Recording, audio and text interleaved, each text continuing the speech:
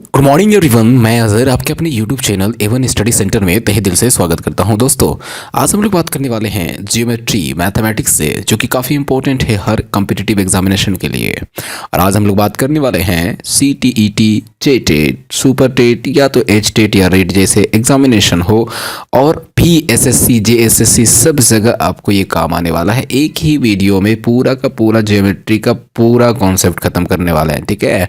तो चलिए देर ना करते हुए शुरू करते हैं। शुरू करने से पहले बस छोटा सा एक रिक्वेस्ट करना चाहेंगे कि अगर अभी तक से आपने हमारे चैनल को लाइक, सब्सक्राइब और शेयर नहीं किया तो जल्दी से लाइक सब्सक्राइब कर दे और बेल आइकन को दबाना ना भूले सर, ठीक है। तो चलिए शुरू करते हैं।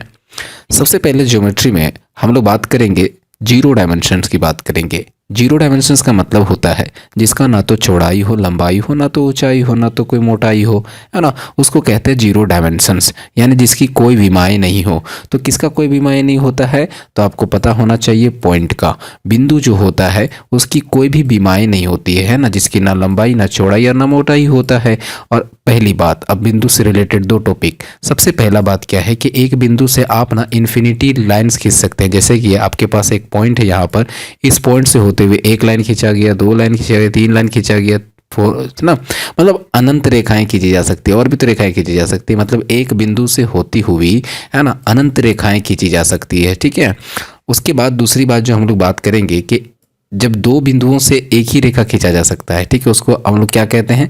देखिएगा, दो अलग अलग बिंदुओं से, है ना, एक और केवल एक, जैसे आप मान लीजिए एक बिंदु ए लिए और दूसरा बिंदु क्या लिए, बी लिए, तो सिर्फ इस बिंदु, दोनों बिंदु से पास होता हुआ सिर्फ और सिर्फ एक ही रेखा खींचा जा सकता है, ठीक है। तो आपको बता दें कि एक बिंदु से अनंत रेखाएं खींची जा सकती हैं पास होती हुई, लेकिन जब दो बिंदु होंगे, 2 पॉइंट से, है ना, there are only and only one line will be, है ना, possible, okay, because there is only 2 points. But यहाँ कहेंगे कि हमारा एक पॉइंट है तो यहाँ से अनंत रेखाएं गुजरेंगी, ठीक है। ये सब बातें आपके पता होंगी। आप कहेंगे 3 या 3 से अधिक कोलिनियर जो पॉइंट्स होंगी, कोलिनियर का मतलब होता है संरेख, जो एक ही रेखा पे हो। जैसे कि हम लोग यहाँ 3 पॉइंट लिए, ए, बी और ये सी, तीनों के तीनों मेरे एक ही रेखा पर है ना। तो यहाँ से सिर्फ, है ना, एक ही रेखा, है ना, एक ही रेखा पर स्थित हो तो 3 या अधिक बिंदुएं जो एक रेखा पर स्थित नहीं हो वो असंरेख रेखाएं कहलाती हैं, ठीक है। मतलब ये जो तीनों पॉइंट्स हैं यहाँ पर, ये कोलिनियर पॉइंट्स कहलाएगा। लेकिन अगर यहाँ पर हम मान लेते एक सिचुएशन, यहाँ पर एक पॉइंट हमारा यहाँ है, एक पॉइंट यहाँ है और एक पॉइंट यहाँ है, तो यहाँ से हमारे दो लाइन खींचे जा सकते हैं सर, ऐसे। तो यहाँ पर एक ही लाइन में नहीं है, ये पॉइंट्स जो है, ये दोनों पॉइंट्स अलग लाइन में है और ये दोनों पॉइंट्स अलग लाइन, ये कॉमन पॉइंट्स अलग बात है, लेकिन तीनों एक लाइन पे नहीं है। तो इसको हम लोग असंरेख्य रेखाएं बिंदुएं कहेंगे और इसको हम लोग संरेख्य बिंदुएं कहेंगे। तो ए बी सी मेरा कोलिनियर पॉइंट्स हो जाएंगे, है ना। अब बात करते हैं हम लोग नेक्स्ट बिंदु पर। हमारा नेक्स्ट बिंदु क्या है, जो कि काफ़ी इंपॉर्टेंट है, आपको पता होगा, मैंने ये बता दिया, है ना। अब बात करते हैं, और आपको ये याद रखना कि दो बिंदुएं हमेशा कोलिनियर होती हैं, है ना। 2 पॉइंट्स ऑलवेज आर कोलिनियर, दो बिंदुएं हमेशा संरेख होती हैं। अब बात करें नोट 4 में, बिंदु से रिलेटेड बात करें, 4 या 4 से अधिक जो बिंदुएं होती है ना, वो एक वृत्तीय, है ना, कहलाती है। जैसे नॉन कोलिनियर पॉइंट, जैसे मान लीजिए 1 2 3 4, हमारे पास 4 पॉइंट्स है, there are on 4 points A B C and D. तो यहाँ पर जो ए बी सी डी है ना, तो 4 से ज़्यादा होना चाहिए। जब 4 आ जाता है ना, और नॉन कोलिनियर होना चाहिए, मतलब चारों पॉइंट ऐसे एक ही लाइन पे नहीं होनी चाहिए, अलग अलग ऐसे होनी चाहिए, ठीक है। तो इसको हम लोग क्या कहते हैं, वृत्तीय रेख बिंदुएं कहते हैं, ठीक है। इसको हम लोग वृत्तीय बिंदु कहते हैं, यानी एक साइक्लिक कहलाता है, एक वृत्तीय कहलाता है, ठीक है। कोई प्रॉब्लम नहीं, ठीक है। चलिए बात करते हैं हम लोग नेक्स्ट। देखिएगा, हमारा 5th पॉइंट क्या कहता है। 5th पॉइंट कहता है कि कोई भी 3 असंरेख बिंदुएं हमेशा हमेशा एक साइक्लिक होता है, यानी एक साइकिल का फॉर्मेशन करता है। एक वृत्त हमेशा 3 असंरेख बिंदुओं से होकर गुजरती है। याद रखिएगा कि एक जो वृत्त होता है ना, 3 असंरेख, देखिए ए बी सी जो है एक ही रेखा पर नहीं है, और यहाँ से एक वृत्त बनता है ना। तो और आपको पता है, आगे जाके हम लोग पढ़ेंगे वृत्त के बारे में, है ना, पूरे डिटेल से, कि वृत्त भी एक बिंदुओं का कलेक्शन होता है। A circle is a collection of various types of points and from a fixed distance and from a fixed point, ठीक है, that the fix point is called centre and the fix distance will be called radius. Okay ठीक है, तो हम लोग बात करेंगे यहाँ पर जीरो डायमेंशंस की बात की तो जीरो डायमेंशंस में कौन आता है, पॉइंट आता है। अब हम बात करेंगे वन डायमेंशन। वन डायमेंशन का मतलब सिर्फ और सिर्फ उसका लंबाई हो सकता है ना, ना तो चौड़ाई होगा ना तो ऊंचाई होगा। तो सुनिएगा, वन डायमेंशन में कौन आ जाएगा आपका, लाइन, जिसका लेंथ होता है। तो ऐसी सरल रेखा जो दोनों तरफ से अनंत दूरी तक बढ़ती है, मतलब मान लीजिए दो पॉइंट है P और क्या Q, इन दोनों को इधर से भी बढ़ा रहे हैं और Q को इधर भी बढ़ा रहे हैं, अनंत तक, कहाँ तक जाएगा हमको पता नहीं है, तो इसको हम लोग लाइन कहते हैं। क्या कहते हैं, लाइन कहते हैं। लेकिन अगर ये फिक्स पॉइंट, अगर ये जो हम लोग आगे बढ़ा रहे हैं इसको अगर यहाँ से काट दे, मतलब दो फिक्स पॉइंट कर देते हैं, है ना, तो वो मेरा लाइन सेगमेंट कहलाता है, यानी ये एक टुकड़ा कहलाता है, यानी रेखा का एक टुकड़ा, रेखा का एक टुकड़ा रेखाखंड कहलाता है। ठीक है, और आपको बता दें कि रेखा को ऐसे डिनोट किया जाता है, जैसे यहाँ पर हम लोग ने एक रेखा पी क्यू लिखा, पी और पी क्यू लिखा, और अगर यहाँ पर एरो दिया हुआ है तो समझ जाइए कि वो अनंत दूरी तक जाएगा। ये लाइन है, लाइन है, ठीक है, इसका कोई फिक्स पॉइंट नहीं है, अनंत अनंत तक जाएगा दोनों तरफ। लेकिन जब हम लोग यहाँ पी क्यू लिखेंगे, जैसे देखिए पी क्यू लिखेंगे और एक साइड हम लोग डॉट दे देंगे और दूसरे साइड एरो देंगे, इसका मतलब क्या है कि ये लाइन सेगमेंट है, रेखाखंड है। सिर्फ सिंपली पी क्यू लिख दीजिए, कोई प्रॉब्लम नहीं, है ना। अब बात करते हैं रे, किरण क्या होता है। किरण क्या होता है ना, कि यहाँ पर एक रेखा का वह भाग जिसका एक पॉइंट अनंत पे हो, है ना, मतलब मान लीजिए ये फिक्स कर दिए और एक दूसरा जो पॉइंट होगा उसको हम लोग आगे बढ़ाते जा रहे हैं, मतलब इसको हम लोग रे कहते हैं, किरण कहते हैं। मतलब एक तरफ फिक्स रहेगा और दूसरी तरफ हमारा बढ़ता ही जाएगा, मतलब तीर जैसा समझ लीजिए ना, याद करने का अच्छा तरीका होता है ना। चलिए अब बात करते हैं हम लोग नेक्स्ट पॉइंट पर। नेक्स्ट पॉइंट क्या हमारा है, रे के बाद पैरेलल लाइंस है ना, ये लाइन से रिलेटेड बातें कर रहे हैं हम लोग। पैरेलल लाइंस ऐसे लाइंस को कहते हैं, है ना, एक ही तल पर दो अलग अलग रेखाएं समांतर कहलाती हैं अगर उनमें कोई भी बिंदु उभयनिष्ठ नहीं हो, चाहे वो दोनों तरफ कितनी भी बढ़ाया जाए।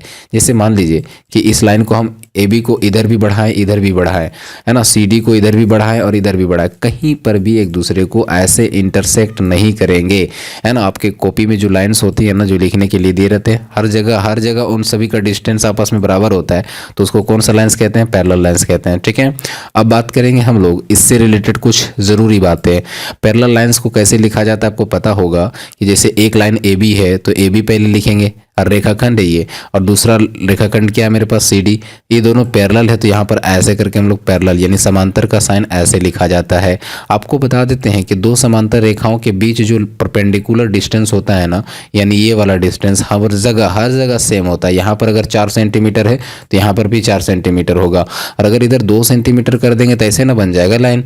मान लीजिए अगर यहाँ 4 है तो यहाँ 3 हो जाएगा, घटने लगेगा, तब ये दोनों मेरा पैरेलल नहीं कहलाएगा, है ना, दोनों समांतर नहीं कहलाएगा। यानी हर जगह इसका जो परपेंडिकुलर लंबवत दूरी है ना, वो हमेशा क्या होना चाहिए, समान होना चाहिए। ठीक है, और होता ही है, तब जब होगा तभी हम कहेंगे कि दोनों रेखाएं क्या हैं, समांतर हैं। ठीक है, तो आई होप आपको ये बात समझ में आ गई होगी। चलिए नेक्स्ट पॉइंट पर बात करते हैं। ये मैंने बता दिया। अब देखिए दूसरी भी जो मुख्य बिंदु है वो क्या है कि अगर दो रेखाखंड एक ही सतह के समान कोण बनाए तो दोनों रेखाएं समांतर होती है। कहने का मतलब क्या है ना, कि मान लीजिए एक ये सतह है, ठीक है, एक लाइन ऐसे है, इसके साथ ये 30 डिग्री का एंगल बनाया। कितना डिग्री का एंगल बनाया, 30 डिग्री का। अगर इसी पे अगर और एक लाइन है जो 30 डिग्री के इस सतह के साथ एंगल बनाता है, तो ये जो L1 है ना, ये L2 का क्या हो जाएगा, पैरेलल। ठीक है, तो यहाँ पर देखिए एक सतह है मेरा, मान लीजिए ये सतह है, इस सतह के साथ जो लाइन AB है वो कितना डिग्री एंगल बना रहा है, X डिग्री। और अगर CD भी इस सतह के साथ X डिग्री बनाता है ना, तो ये जो AB है वो किसके पैरेलल हो जाएगा, CD का, यानी AB parallel to CD। Okay, यानी दोनों रेखाएं आपस में क्या हो जाएंगी, समांतर, क्योंकि उन दोनों ने सतहों के साथ कितने एंगल बनाए, समान एंगल। अगर ये 30 डिग्री तो ये भी 30 डिग्री, अगर ये 40 डिग्री तो ये भी 40 डिग्री। आई होप मेरी बात समझ में आई होगी। तो यहाँ तक आप लोगों का एक डायमेंशन यानी वन डायमेंशन यानी एक विमा वाला बात था। वन विमा में लाइन आता है। अब 2 डायमेंशन आते हैं जिसमें से, है ना, एंगल से स्टार्ट होता है। देखिएगा 2 विमाएं, ठीक है, हम बात करेंगे 2 डायमेंशंस का। तो एंगल किसको कहते हैं आपको पता होगा कि दो रेखाखंड या किरण अगर एक ही बिंदु से अगर वो स्टार्ट होती हो तो जो आकृति बनता है उसको कोण कहते हैं। जैसे मान लीजिए कि एक रे मेरा ये हुआ, है ना, AB हुआ, है ना, या BA लिखें, B और A की तरफ बढ़ा रहे हैं ना, तो एरो इधर दे देंगे। ठीक है, और यहाँ पर एक हम लोग ऐसे कर देंगे।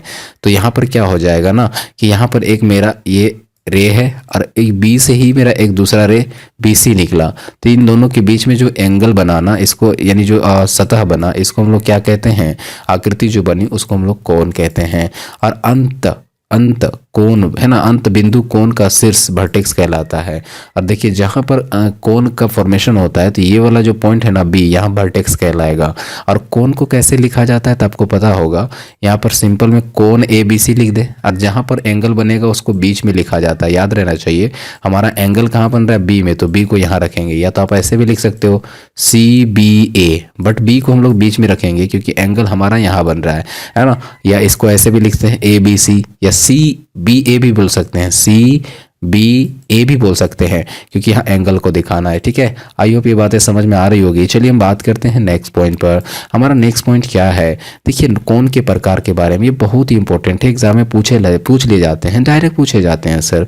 अगर आप नहीं पढ़े हो तो चलिए पढ़ते हैं, अगर पढ़े हो तो रिविजन हो जाएगा सर, है ना। छोटी छोटी बातें हैं बट बड़ी बड़ी बातें बन जाती हैं जब हम भूल जाते हैं। तो चलिए बात करते हैं कि कोणों के प्रकार क्या होते हैं, टाइप्स ऑफ एंगल्स क्या होते हैं। आपको पता होगा कि जिस कोण का मान 90 डिग्री से कम होता हो ना, उसको न्यून कोण कहते हैं। जैसे मान लीजिए कि यहाँ से लेके यहाँ तक ये जो एंगल बनता वो 90 डिग्री बनता, लेकिन ये वाला एंगल देखिए, तो ये वाला एंगल देखिए 90 डिग्री से कम है ना। तो जब एंगल आपका 90 डिग्री से कम हो तो उसको एक्यूट एंगल कहते हैं, यानी न्यून कोण कहते हैं। The angle which is less than 90 degree that is called acute angle.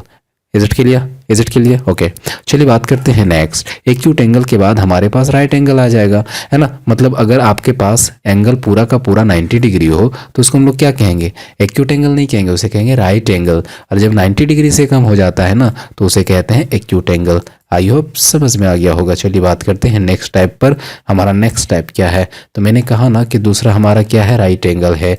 देखिए जब कोण 90 डिग्री के बराबर हो जाता है तो समकोण कहलाता है। यहाँ देखिए 90 डिग्री बन गया तो यहाँ पर आपका समकोण कहलाएगा। ठीक है, अब आता है ऑब्ट्यूस एंगल, है ना। ऑब्ट्यूस एंगल जो होता है जिसको अधिक कोण कहते हैं हम लोग। अधिक का मतलब 90 डिग्री से ज़्यादा होगा लेकिन 180 डिग्री से कम होगा, उसको हम लोग क्या कहेंगे, ऑब्ट्यूस एंगल कहेंगे। ठीक है, तो सुनिए जरा बातें। ऑब्ट्यूस एंगल क्या होता है कि जो एंगल होगा वो 90 डिग्री से तो ज़्यादा होगा लेकिन 180 डिग्री से कम होगा, यानी 90 डिग्री से ज़्यादा। जैसे कि मान लीजिए 91 डिग्री हो सकता है, 92 डिग्री हो सकता है, 92, है ना, उसके बाद 93 डिग्री हो सकता है। इस तरह से आपका कहाँ तक, 1, है ना, 79.9 तक जा सकते हैं हम लोग, है ना, 99 तक जा सकते हैं। तो कहने का मतलब क्या है कि ये एंगल्स क्या कहलाएंगे, सबके ऑब्ट्यूज एंगल कहलाएंगे। Is it clear. अब बात करते हैं, देखिएगा कि स्ट्रेट एंगल जिसका एंगल 180 डिग्री का हो, यानी आपका यहाँ पर जो बी है, इस बी पे एंगल कितना डिग्री का बन रहा हो, पूरा लीनियर एक लाइन बन जाता है। जैसे ऐसे जब भी रहता है तो यहाँ पर क्या कितना डिग्री का एंगल बनता है, 180 डिग्री का। ठीक है, तो उसको लीनियर एंगल कहते हैं, रेख्य कोण कहा जाता है। अब बात करते हैं हम लोग फटाफट ही समय रिफ्लेक्स एंगल। देखिए ये वाला हम बच्चे बहुत बोलते हैं, जब दो, देखिए यहाँ इसको कहते हैं ना पुनर्युक्त कोण या प्रतिवर्ती कोण कहते हैं। पुनर्युक्त कोण कहते हैं यानी वह कोण जिसकी माप 2 समकोण से बड़ा तथा 4 समकोण से छोटा हो। यानी 2 समकोण मतलब 90 90 180 और 4 समकोण मतलब 90 90 9 चौका 36 यानी 360। यानी कहने का मतलब क्या है ना कि आपका 90 डिग्री से 180 डिग्री से ज़्यादा हो और 360 डिग्री से क्या हो, कम हो। तो एक बात बताइए, यहाँ पर अगर मान लीजिए ये जो एंगल है, एक बात बताइए यहाँ पर कितना डिग्री बनेगा, 90 डिग्री बनेगा। लेकिन हम पूरा इससे ज़्यादा ये एंगल ले लेते हैं, मतलब क्या हो गया 90 डिग्री, है ना। अब बोलो एक लाइन है ना, ये लाइन है, देखिएगा अगर ये ऐसे करके लाइन होता, मान लीजिए अगर ये ऐसे लाइन होता तो बोलिए यहाँ से लेके यहाँ तक का एंगल कितना होता, बताइए यहाँ से यहाँ तक एंगल कितना होता, 180 डिग्री। लेकिन ये 180 डिग्री से थोड़ा और ज़्यादा भी है ना, लेकिन 360 से कम है। देखिए यहाँ से पूरा 360 होता तो इससे भी कम है ना। तो कहने का मतलब क्या है ना कि 180 से ज़्यादा और ये पूरा 360 होता यहाँ, उससे क्या कम होगा। यानी जैसे मान लीजिए 270 हो गया आपका, है ना, उसके बाद आपका मान लीजिए 191 हो गया, 190 हो गया, यानी 180 से ज़्यादा हो लेकिन 360 से कम हो, उसको हम लोग कहते हैं रिफ्लेक्स एंगल, है ना, प्रतिवर्ती कोण कहते हैं। ठीक है, तो चलिए आई होप आपको समझ में आ गया होगा। यहाँ से एग्जाम में क्वेश्चन पूछे जाते हैं सर। अब बात करते हैं हम लोग कंप्लीट एंगल, जो 360 डिग्री का पूरा एंगल बनाता है उसको हम लोग क्या कहेंगे, कंप्लीट एंगल। ठीक है, और वृत्त का जो केंद्र में होता है वो कंप्लीट एंगल होता है। अब देखिए एंगल से रिलेटेड जो इंपॉर्टेंट टर्म्स आते हैं उसके बारे में बात करेंगे। सबसे पहला बात आता है कम्प्लीमेंट्री एंगल। ये एकदम बहुत इंपॉर्टेंट है, याद रखिएगा। ये सी टेट जो है ना, ये डायरेक्ट पूछ लिया जाता है। कम्प्लीमेंट्री एंगल्स किसको कहते हैं? जब दो कोनों का माप कितना डिग्री हो, 90 डिग्री हो, तो उसको हम लोग पूरक कोण कहते हैं। क्या कहते हैं? पूरक। तो याद रखिएगा, दो एंगल, जैसे मान लीजिए एक एंगल मेरे पास ए है और एक एंगल मेरे पास क्या है, बी। इन दोनों का अगर सम अगर हमारे पास 90 डिग्री आ जाता है तो उसको कहते हैं पूरक कोण। और अगर 180 डिग्री इन दोनों को जोड़ने से, जैसे मान लीजिए कि आपके पास एक एंगल है 45 डिग्री का और दूसरा भी है 45 डिग्री का। एक बात बताइए, दोनों को जोड़ने से कितना डिग्री आ गया? 45 45 90 डिग्री का। तो ये दोनों जो एंगल होंगे ना, ये दोनों एंगल क्या कहलाएंगे? आपके दोनों एंगल कम्प्लीमेंट्री कहलाएंगे, यानी एक दूसरे को कंप्लीट कर रहे हैं कितने में? 90 डिग्री में। ओके। एग्जाम में सवाल कैसे पूछे जाते हैं हम लोग ड्रिल करेंगे। जैसे हम सिंपल सा एक बात बता देते हैं कि अगर आपके दो कोण है ना, एक मान लीजिए x है और दूसरा आपके पास तो एक एंगल x है, तो इसका दूसरा कम्प्लीमेंट्री एंगल कितना हो जाएगा? तो 90 माइनस एक्स हो जाएगा। क्या हो जाएगा? 90 माइनस एक्स हो जाएगा। क्यों? क्योंकि यहाँ पर दोनों को जोड़ने से, ये याद रखिएगा, अगर एक मेरा x डिग्री है तो दूसरा 90 में से घटा के लिख देंगे। जैसे मान लीजिए अगर एक 30 डिग्री है तो 90 में 30 को घटाइए तो कितना आ जाएगा? 60 डिग्री आ जाएगा ना, यानी 90 माइनस 30। तो जब x डिग्री अगर होगा तो उसका कम्प्लीमेंट्री कितना हो जाएगा? 90 माइनस एक्स। इससे क्वेश्चन हम लोग डिलीट करने वाले हैं, है ना। तो चलिए बात करते हैं अब सप्लीमेंट्री एंगल की बात करें। तो याद रखने का तरीका क्या है ना, हिंदी में पूरक रहेगा और समपूरक रहेगा। तो पूरक मतलब छोटा मान लो, यानी 90 डिग्री दोनों को जोड़ने से, और समपूरक मतलब बड़ा होगा, यानी दोनों को जोड़ने से कितना डिग्री? बोलिए 180 डिग्री, है ना। तो यानी 90 डिग्री जोड़ने से आ जाता हो तब क्या बोलिएगा? पूरक कोण, और दोनों को जोड़ने से 180 डिग्री आता था तो समपूरक कोण। ठीक है। अब आता है एडजेसेंट कोण। एडजेसेंट का मतलब कौन होता है? एकदम, जिसको हम लोग नहीं बोलते पात में बैठना, है ना। पात में बैठना मतलब एक के बगल में, एक के बगल में। ठीक है। तो मान लीजिए जैसे ये एक कोण है तो इसी के तुरंत ये पार्ट है ना, तो इसको हम लोग कहेंगे। और यहाँ पर एक उभयनिष्ठ भुजा रहेगा, एक उभयनिष्ठ भुजा रहेगा, आपका कॉमन साइड रहेगा, है ना। और एक कॉमन साइड से दो साइड अगर एंगल बना हुआ है तो इसको हम लोग क्या कहते हैं? एडजेसेंट एंगल कहते हैं। यानी दो कोनों को, है ना, आसन कोण कहते हैं। इसी को कहते हैं एडजेसेंट कोण को आसन कोण कहा जाता है ना। मतलब एक दूसरे के सामने, यदि उनका शीर्ष एक ही बिंदु हो। यानी देखिए, अगर मान लीजिए एक कोण ऐसे करके बना हुआ है तो इसका शीर्ष ये है ना, मान लीजिए बी है। ठीक है। अब और एक कोण बनाना चाहे तो इसी शीर्ष से बनाइए, ऐसे बनाइए। तो ये जितने भी कोन्स होंगे ना, ये आपस में आसन कोण कहलाएंगे। ये इसका आसन कोण कहलाएगा, है ना, और ये इसका आसन कोण कहलाएगा, ये इसका आसन कोण कहलाएगा। मतलब जब सबका शीर्ष एक हो और वहां से कोण बनाए गए हो, ठीक है, तो वह आसन कोण कहलाते हैं, एडजेसेंट एंगल कहलाते हैं। और कॉमन आर्म्स होता है ना, उसमें उभयनिष्ठ भुजा होता है। ठीक है। अब बात करते हैं हम लोग लीनियर पेयर एंगल्स। देखिएगा, जब दो एंगल्स को जोड़ने से अगर 180 डिग्री हो जाता हो तो हम लोग क्या कहते हैं? लीनियर पेयर एंगल्स कहते हैं। यार ये बहुत जरूरी होता है क्वेश्चन को सॉल्व करने में, क्लास 9 में आप पढ़े होंगे, है ना। तो यहाँ पर बहुत जरूरी होता है। मान लीजिए आपके पास एक लाइन है और इसको ऐसे ऐसे करके एक ही बिंदु से, देखिए ऐसे करके आप तोड़ दिए, ठीक है, यानी बहुत सारे एंगल। तो यहाँ से लेके आप जानते हैं कि ये वाला जो टोटल एंगल होता है 180 डिग्री होता है ना। तो अगर ये इन सभी को जोड़ेंगे, जैसे ये 1 है, 2 डिग्री है, 3 डिग्री है, मतलब कुछ भी है, एंगल 5 है, तो मतलब ये एंगल 1 2 3 सबको जोड़ने से कितना आ जाएगा? 180। यानी क्योंकि यहाँ पूरा कितना होता है? 180 डिग्री। इसको कहते हैं लीनियर पेयर एंगल्स, यानी रेखीय युग्म कोण कहा जाता है। ठीक है। चलिए बात करते हैं हम लोग, इसके बाद जो इंपॉर्टेंट पॉइंट है वो हमारा क्या है? Vertically opposite angle. ठीक है। तो यहाँ वर्टिकली ऑपोजिट एंगल्स आपस में बराबर होते हैं, मतलब जब जो रेखाएं आपस में एक दूसरे को एक बिंदु पर प्रतिच्छेद करें, है ना, when two lines intersect to each other at a common point, then the opposite angle, vertical opposite angle will be equal. यानी अगर ये 30 डिग्री बन रहा है तो ये भी मेरा 30 डिग्री होगा, और अगर ये 40 डिग्री है तो इधर वाला 40 डिग्री होगा। ठीक है। यहाँ तक समझ में आ गया होगा।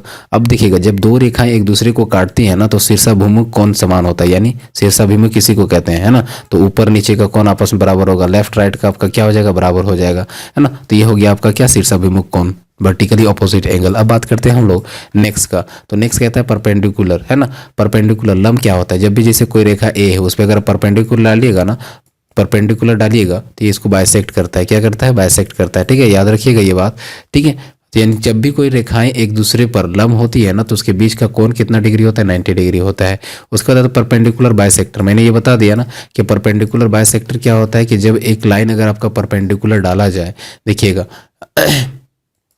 यहाँ पर क्या होता है, यदि एक रेखा है ना, यदि एक रेखा किसी रेखाखंड पर लंब हो तो रेखाखंड को दो बराबर भागों में बांटे तो वह रेखा समद्विभाजक कहलाता है। यानी मान लीजिए कि अगर ये 4 सेंटीमीटर का और यहाँ पर हम लोग 90 डिग्री डालें और अगर इसको दो दो भागों में बांट दिया तो ये जो रेखा होगी ना समद्विभाजक कहलाएगा। CD क्या कहलाएगा, समद्विभाजक कहलाएगा।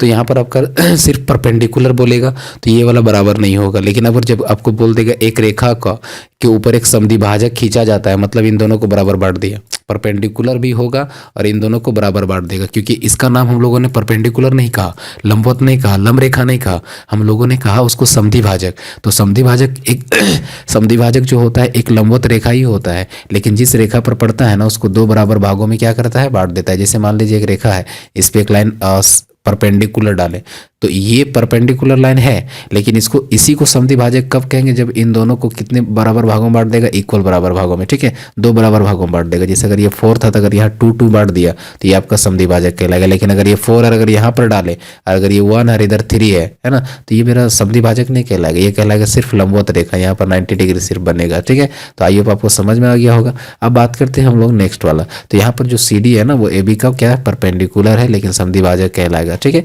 अब बात करते हैं ये वाला, बहुत ही इंपॉर्टेंट पॉइंट है ये, है ना। इस पॉइंट पर क्या कहेंगे, जो लंब समद्विभाजक होता है ना सर, है ना, लंब जो समद्विभाजक होता है ना, उस पर स्थित प्रत्येक बिंदु दोनों अंत बिंदु से समदूरस्थ होते हैं। मतलब कहने का मतलब क्या है कि मान लीजिए कि ये वाला एक आपका रेखा AB है और यहाँ पर एक परपेंडिकुलर लाइन डाला गया ऐसे, मान लीजिए ऐसे। ठीक है, यानी आपका क्या है कि आपका QC जो है, यानी मान लीजिए DC इस पे लंबवत डाला गया है। ठीक है, तो इस लंबवत रेखा पर जितने भी बिंदु लेंगे हम लोग, मान लीजिए कि जैसे यहाँ एक बिंदु मेरा P है, यहाँ से मेरा क्या है Q है, तो यहाँ इस दोनों रेखाओं से यानी A से अगर हम P का डिस्टेंस लेते हैं वही होगा कहाँ, B से P का, है ना। और उसके बाद A से अगर हम लोग Q लेते हैं तो यहाँ से B से लेके Q तक का भी डिस्टेंस आपस में बराबर होगा। सिंपली क्या है ना कि आपके पास एक रेखा है, उस रेखा को एक रेखा समद्विभाजक है। समद्विभाजक का मतलब कि ये दोनों आपस में इक्वल है। तो अब बोलिए यहाँ से अगर इस समद्विभाजक रेखा पर अगर एक लाइन खींचे तो यहाँ से भी उतना ही डिस्टेंस होगा, यानी ये वाला भी इक्वल होगा। समझ रहे, अगर ये 4 सेंटीमीटर का तो ये भी 4 होगा। अगर आप यहाँ से यहाँ तक दूरी लेते हैं तो यहाँ से यहाँ तक का भी डिस्टेंस आपस में बराबर होगा। यहाँ से यहाँ तक का डिस्टेंस लेते हैं तो यहाँ से यहाँ तक का भी डिस्टेंस बराबर होगा। ठीक है, तो ये याद रखने वाली बात है। अब इसे न्यूमेरिकल्स बहुत बनते हैं, है ना। अब आते हैं एंगल बाइसेक्टर, यानी कि आपके पास अगर एक एंगल हो, मान लीजिए एक एंगल हो, यहाँ एंगल हो, अगर इसी के शीर्ष से अगर एक ऐसा रेखा खींचा जाए जो उसको दो बराबर भागों में बांटता हो, उसको हम लोग क्या कहते हैं, एंगल बाइसेक्टर कहते हैं। क्या कहते हैं उसे, एंगल बाइसेक्टर कहते हैं। ठीक है, और आपको याद होना चाहिए कि दोनों कोण को क्या कहते हैं उसको, कि जो अर्धक होता है, अर्धक मतलब एंगल बाइसेक्टर है ना, उस पर स्थित प्रत्येक बिंदु है ना दोनों भुजाओं से समान दूरी पर स्थित होता है। यानी ये जो एंगल है ना, यहाँ से यहाँ तक का जो डिस्टेंस होता है, यहाँ से यहाँ तक का भी डिस्टेंस आपस में बराबर होता है। ठीक है, मतलब कहने का मतलब क्या हुआ कि मान लीजिए कि आपके पास एक कोण यहाँ पर बना था, ये वाला कोण बना था, यहाँ पर आपने एक कॉमन आर्म खींचा क्या, BD, जो इसको दो बराबर भागों में बांटा, यहाँ से लेके यहाँ तक का एंगल बराबर हो गया। ठीक है, तो यहाँ पर क्या करेंगे कि ये जो लाइन है ना, इस पे जितना भी पॉइंट हम लोग इससे लेंगे, यहाँ से लेके यहाँ तक का डिस्टेंस, यानी क्या आपका X से लेके Q का डिस्टेंस, X से लेके P का डिस्टेंस आपस में बराबर होगा। यानी PX इक्वल टू क्या हो जाएगा, QX। SY, और इसी बिंदु से अगर हम इस तक दूरी आएंगे तो वो भी आपका क्या हो जाएगा, बराबर हो जाएगा। ठीक है, तो ये बात याद होना चाहिए आपको।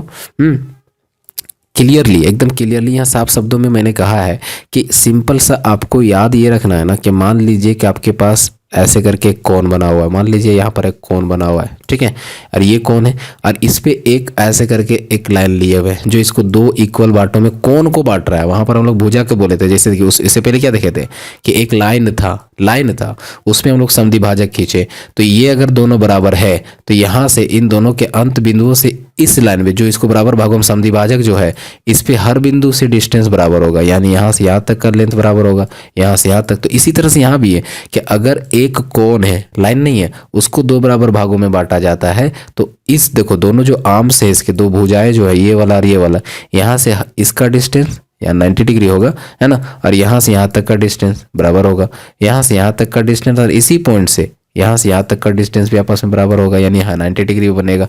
ठीक है, तो आई होप आपको समझ में आ रहा होगा, है ना। तो चलिए अब बात करते हैं हम लोग नेक्स्ट पॉइंट पर। नेक्स्ट पॉइंट बहुत ही इंपॉर्टेंट है। देखिए ट्रांसवर्सल लाइन जो होता है ना, जब दो समांतर रेखाओं को एक प्रतिच्छेदक रेखा जिसको तिर्यक रेखा कहते हैं, है ना, देखिएगा यदि एक रेखा दो या दो से अधिक रेखाओं को भिन्न भिन्न बिंदुओं पर काटे तो उन, है ना, उन दी हुई रेखाओं को तिर्यक रेखा कहते हैं। मान लीजिए कि ऐसे एक रेखा है ना, ऐसे रेखा इसको काट दिया तो इस लाइन को तिर्यक रेखा कहते हैं, ट्रांसवर्सल लाइन कहते हैं।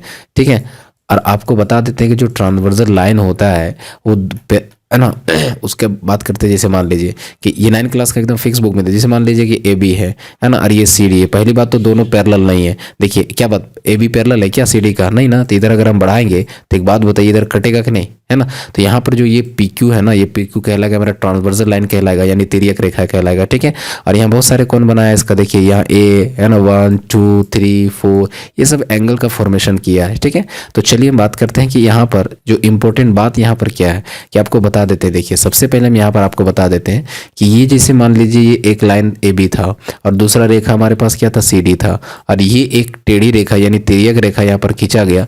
जो देखिएगा यहाँ पर एंगल बनाया, जैसे एक एंगल यहाँ बनाया, एक एंगल यहाँ 2 बनाया, यहाँ 3 बनाया, और यहाँ पर क्या बना दिया, 4 बना दिया। तो आपको याद होना चाहिए कि इसको, है ना, ये जो 3 4 देखिए यहाँ 3 हो गया, 4 हो गया, 5 हो गया, है ना, 6 और 5 हो गया, ये सभी कहलाते हैं अंतःकोण। क्या कहलाते हैं, अंतःकोण। अंतः का मतलब अंदर, यानी दोनों ये रेखाओं के बीच का कोण है, यानी अंदर का कोण है, यानी इसके दोनों अंदर है ना। और इससे बाहर अगर कोई कोण बनता है तो उसको बाह्य कोण कहते हैं, एक्सटीरियर एंगल कहते हैं। अभी हम लोग बात करेंगे। ठीक है, तो यहाँ पर बताइए 1 2 क्या है, 1 2 क्या है मेरा, देखिए 1 और 2 क्या है, बाह्य कोण है ना। ये देखिए इस रेखा से बाहर की तरफ है ना, और यह 7 8 भी मेरा बाह्य कोण है। लेकिन 3 4 की बात करें और 6 5 की बात करें तो ये हमारा चारों का चारों क्या, अंतःकोण हो जाएगा।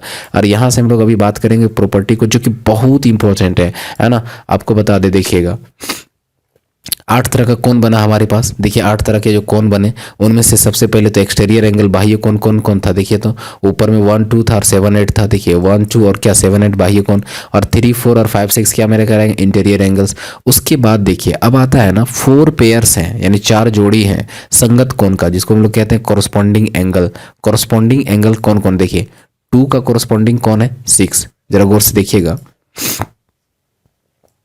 इसको मिटा देते हैं। उसके बाद हम लोग बात करते हैं फिगर से, है ना, फिगर से बात करते हैं। देखिए 2 जो है ना, 2 का कोरस्पॉन्डिंग कौन है, 2 का कोरस्पॉन्डिंग कौन है, तो याद रखिएगा कि इसमें कहते हैं 2 का 6 हो जाएगा कोरस्पॉन्डिंग। देखिए ये मान लीजिए ये रेखा है ना, ये रेखा के ऊपर के साइड और इस रेखा के ऊपर के साइड, इसको कोरस्पॉन्डिंग कहते हैं। ठीक है, कोरस्पॉन्डिंग कहते हैं। जैसे मान लीजिए कि ए बी के ऊपर के साइड कौन कौन बना हुआ है सर, 2, और सी डी के ऊपर के साइड कौन सा कौन बना हुआ है, 6। ठीक है, तो इसको हम लोग कोरस्पॉन्डिंग साइड कहेंगे, है ना, कोरस्पॉन्डिंग एंगल्स कहेंगे। जैसे मान लीजिए इसके इधर इधर क्या बना हुआ, 5, और इधर ऊपर में क्या ले लेंगे, 1 ले लेंगे, है ना।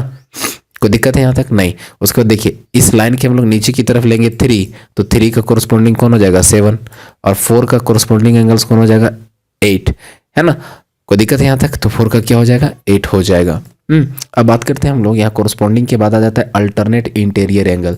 देखो अल्टरनेट का मतलब क्या होता है ना, कि जैसे मान लीजिए मैंने कहा था ना कि ए बी के अंदर और सी डी के ऊपर, यानी जितने भी एंगल आएंगे वो इंटीरियर कहलाएंगे। ठीक है, अंदर वाले कहलाएंगे। तो अल्टरनेट मतलब होता है, जैसे देखिए ये 3 है ना, तो इसका अल्टरनेट इधर वाला एंगल हो जाएगा, यानी एक रेखा ऐसे तो यहाँ और ये अल्टरनेट कहलाता है। ठीक है, जैसे 4 का अल्टरनेट क्या हो जाएगा, 6 हो जाएगा, यानी उसको कहते हैं हम लोग क्या, एकांतर कोण कहते हैं, अल्टरनेट इंटीरियर एंगल्स कहते हैं। ठीक है, अंतः एकांतर कोण, ठीक है, एकांतर अंतः कोण कहेंगे। ठीक, कोई दिक्कत है। अब यहाँ पर एक्सटीरियर हम लोग कह सकते थे, है ना, 2 का 8 है, 2 का देखिए एक्सटीरियर अंतःकोण, जैसे मान लीजिए कि इसके बाहर और इसके बाहर, तो 2 का देखिए 2 ऐसे है ना, तो बाहर वाला देखेंगे 8 देखेंगे, 1 है तो 1 का कौन देखेंगे, 7 देखेंगे। ठीक है, मतलब 2 रेखाएं ऐसे हैं और यहाँ पर आपका ऐसे करके, तो ये वाला अगर मान लीजिए इसके ऊपर हम लोग एक्सटीरियर बोले थे ना, बाह्य बोले थे ना, तो अगर यहाँ होगा तो इसका बाहर वाला ही देखेंगे, यहाँ नहीं देखेंगे, ये बोलेंगे, है ना। तो चलिए ये सभी आपको आई होप समझ में आ गया होगा। तो अगर समझ में आया तो इसके बाद वाला जो बात है ना, जो बहुत इंपॉर्टेंट है, याद रखना दोस्त। अब यहाँ पर कंडीशन देखिए, सबसे पहले क्या है ना, कि यहाँ पर हम लोग 2 जो लाइन लिए ए बी और जो सी डी लिए, दोनों पैरेलल है। देखिए ए बी और सी डी आपस में क्या है, पैरेलल, और पी क्यू जो है ना, ये तिर्यक रेखा है। तो जब तिर्यक रेखा है तब ध्यान दीजिएगा कि यहाँ पर ये वाला जो पार्ट देख रहे हैं आप, एक सेकेंड में इसका कलर चेंज कर ले रहा हूं, है ना। देखिएगा यहां पर जो एंगल सबसे पहले 3 है वो 1 के बराबर होगा। बोलिए क्यों?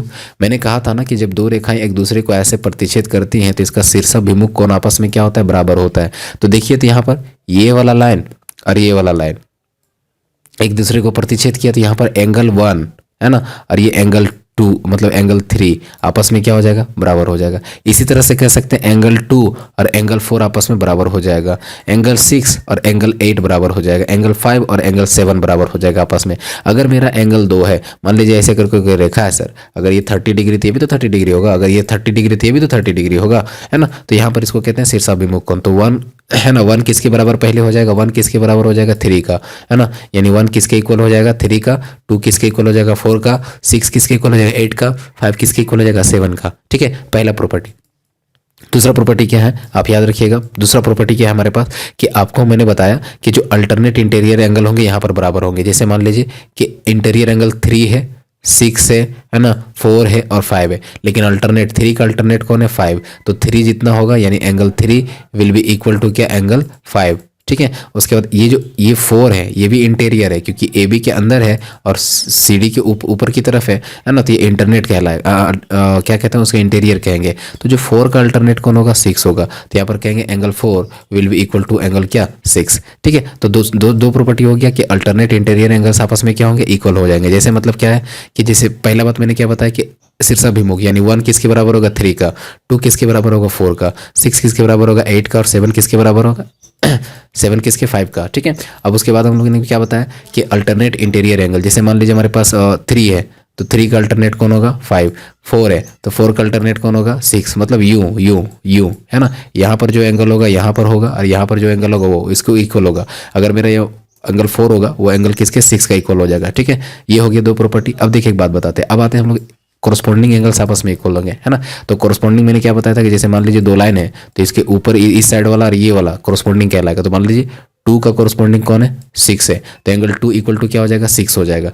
और एंगल 1 जो होगा ना वो किसके बराबर होगा? एंगल 5 का हो जाएगा। ठीक है, उसके बाद नीचे की तरफ लेंगे तो एंगल 3 किसका बराबर हो जाएगा? एंगल 7 का, और एंगल 4 किसके बराबर हो जाएगा? एंगल 8 का हो जाएगा। ठीक है, तो आई होप यहाँ तक समझ में आ गया होगा, यही तक आपका इंपॉर्टेंट था, है ना। और आपको बता दें कि हाँ जो एंगल 1 होगा वो एंगल 7 के बराबर होगा। यानी देखिए अल्टरनेट एक्सटीरियर कहेंगे ना, तो ये एक्सटीरियर है 1 और एक्सटीरियर 7 का अल्टरनेट है। जैसे यहाँ 1 है तो इसका एक्सटीरियर यहाँ 7 हो जाएगा, है ना। कोई दिक्कत है? तो चलिए हम लोग बात कर लिए यहाँ तक, यही इंपॉर्टेंट टॉपिक था यहाँ से, और यहाँ से बहुत सारे क्वेश्चन हम लोग सॉल्व करने वाले हैं। ठीक है, तो देखिए यहाँ पर सबसे पहले सब कुछ बातें यहाँ पर लिखी हुई हैं, है ना, आप देख लोगे, है ना। देखिए ये वाली जितनी भी बातें हैं मैंने जितनी बताया सब का सब एकदम आपका सेम है। ठीक है, और एक चीज़ क्या होता है ना, आपको यहाँ एक बात बता देना भूल गए हम कि यहाँ पर जो एक तिर्यक है ना, तिर्यक के एक ही तरफ के अंतः कोणों का, है ना, बाह्य कोणों का, है ना, योगफल कितना डिग्री होता है? जैसे 3 का 6, है ना, जोड़ेंगे या 4 को 5 से जोड़ेंगे। ठीक है, 3 को 6 से या 4 को 5 से जैसे हम बता देते हैं, है ना।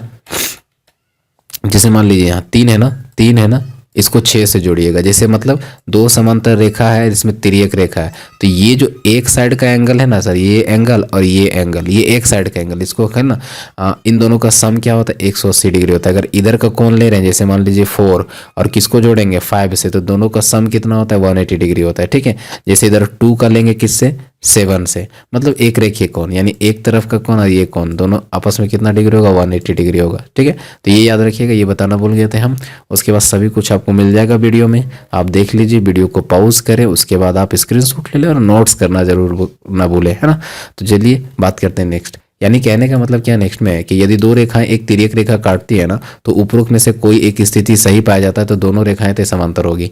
यानी अगर 2 रेखाएं एक दूसरे को मान लीजिए काट दिया, है ना, और अगर आपका ये वाला और ये वाला अगर बराबर हो गया तो हम लोग जानेंगे ये वाला लाइन और ये वाला लाइन आपस में क्या था? समांतर था, तभी ऐसा पॉसिबल हो पाया, है ना। अब बात करते हैं हम लोग कि अंतः कोणों का अर्धक। देखिए अंतः कोणों का अर्धक एक दूसरे को 90 डिग्री पर काटता है। तो अंतः कोणों का जो अर्धक है, अर्धक का मतलब समझते हैं, जैसे मान लीजिए कि आपके पास एक लाइन ये है ना, एक लाइन आपके पास ऐसे है, और एक लाइन ऐसे करके नहीं बनाते, आपको दूसरे टाइप से बनाते, जो फिगर है उसके जस्ट अपोजिट। मान लीजिए आपके पास एक लाइन ऐसे है और एक लाइन ऐसे है। मान लीजिए ये दोनों आपस में क्या है, समांतर है। इसमें हम लोग ने एक तिर्यक रेखा खींच दिया, ठीक है। अब मान लीजिए यहाँ पर एक कोण ये है ना, ये एक कोण है और दूसरा ये कोण है। अगर इस कोण को अर्धक करे, आधा करे, यानी जिसको हम लोग क्या कहते हैं, एंगल बाइसेक्टर कहते हैं। और यहाँ से भी एक एंगल बाइसेक्टर खींचते हैं। तो जब भी ऐसा खींचे जाएंगे यहाँ 90 डिग्री बनेगा, याद रखना। कि यानी जैसे मान लीजिए दो समांतर रेखा है, ये और ये, ठीक है। और यहाँ से इसका जो एंगल है ना, इसको अगर हम लोग दो बराबर भागों में बांटें और यहाँ पर ऐसे करके कहीं भी तक ले गए, तो ये यहाँ से भी बढ़ाएंगे तो ये हमेशा कितना डिग्री का यहाँ पर एंगल बनाएगा, 90 डिग्री का एंगल बनाएगा, ठीक है। तो ये आई होप आपको समझ में आ गया होगा। अब हम बात करते हैं नेक्स्ट। देखिए नेक्स्ट में क्या कहता है कि अंतः कोणों का अर्धक आयत बनाता है। देखिए जैसे मान लीजिए यहाँ से आपने मिला दिया तो पहले तो 90 डिग्री बनेगा, यहाँ से भी मैंने मिलाया ना जी, तो यहाँ 90 डिग्री बनेगा। और फिर इस तरफ के एंगल को भी अगर काटते हैं तो यहाँ पर भी 90 डिग्री बनेगा कि नहीं। तो ये एक किसका फॉर्मेशन करेगा, आयत का फॉर्मेशन करेगा, ठीक है। और आयत के हर कोण एक दूसरे पे कितने एंगल बनाते हैं, 90 डिग्री बनाते हैं, ठीक है। अब बात करते हैं हम लोग यहाँ पर कि यदि एक तिर्यक रेखा लंबवत हो, जैसे मान लीजिए तिर्यक रेखा लंबवत हो, जैसे मान लीजिए ये वाला समांतर है, ये वाला समांतर है, और तिर्यक रेखा तिरछा नहीं, ऐसे नहीं है, मान लीजिए ऐसे है, तो यहाँ पर जब ऐसे लाइन आ गया तो इसका मतलब वर्ग बनाएगा। क्या बनाएगा, वर्ग बनाएगा। और टेढ़ा हो जाएगा तो आयत बनाएगा, ठीक है। सिंपल सी बात है।